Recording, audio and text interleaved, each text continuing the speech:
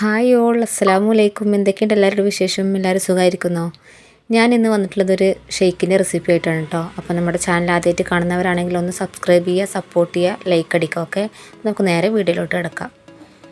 ഞാനിന്നിവിടെ ഉണ്ടാക്കുന്നത് ഒരു റോബസ്റ്റ് അതുപോലെ ഈത്തപ്പഴം പാലും ഇത് വെച്ചിട്ടുള്ള ഒരു ഷെയ്ക്കാട്ടോ.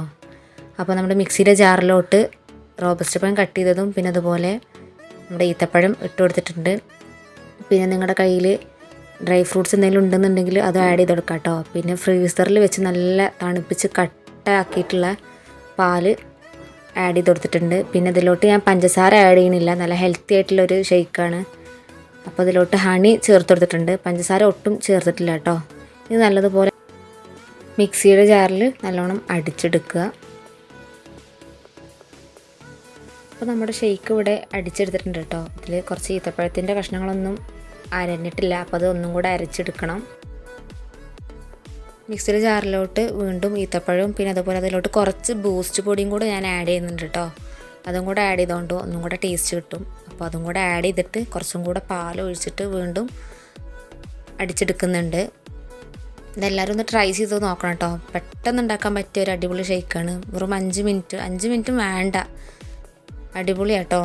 പിന്നെ ഡ്രൈ ഫ്രൂട്ട്സ് കൂടുതൽ ഉണ്ടെന്നുണ്ടെങ്കിൽ അതും കൂടെ ആഡ് ചെയ്യുകയാണെങ്കിൽ ഒന്നും കൂടെ ടേസ്റ്റ് ഉണ്ടാവും കേട്ടോ. അപ്പോൾ നമ്മുടെ ഷെയ്ക്ക് ഇവിടെ എല്ലാം റെഡി ആയിട്ടുണ്ട്. വളരെ പെട്ടെന്ന് ഉണ്ടാക്കാൻ പറ്റിയ ഒരു അടിപൊളി ഷെയ്ക്കാട്ടോ. നിങ്ങളൊക്കെ ഒന്ന് ട്രൈ ചെയ്ത് നോക്കണം. ഇത്രയേ ഉള്ളൂ കേട്ടോ. ഇനി നമുക്ക് ഗ്ലാസ്സിലോട്ട് ഒഴിക്കുക.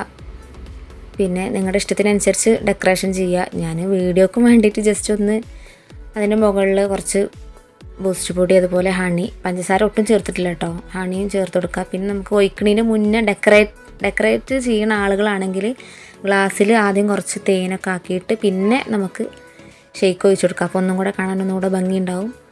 അപ്പോൾ ഞാൻ കുറച്ച് ബൂസ്റ്റ് പൊടിയും കൂടെ ആഡ് ചെയ്ത് കൊടുത്തിട്ടുണ്ട്, പിന്നെ കുറച്ച് ഹണിയും കൂടെ ചേർത്ത് കൊടുത്തിട്ടുണ്ട്. നല്ല ടേസ്റ്റ് ആട്ടോ. നിങ്ങൾ ഉണ്ടാക്കി നോക്കിയിട്ട് ഫീഡ്ബാക്ക് അറിയിക്കണം. അപ്പോൾ ഇൻഷാ അല്ലാഹ് അടുത്ത വീഡിയോ ആയിട്ട് വീണ്ടും കാണാം. അപ്പോൾ കൂട്ടുകാരെ, ആരെങ്കിലും ഇതുവരെയായിട്ട് സബ്സ്ക്രൈബ് ചെയ്യാത്തവരുണ്ടെങ്കിൽ ഒന്ന് ഇപ്പോൾ തന്നെ സബ്സ്ക്രൈബ് ചെയ്യണേ. അപ്പോൾ ഇൻഷാ അല്ലാഹ് അടുത്ത വീഡിയോ ആയിട്ട് വീണ്ടും കാണാം. എല്ലാവർക്കും take care and bye bye.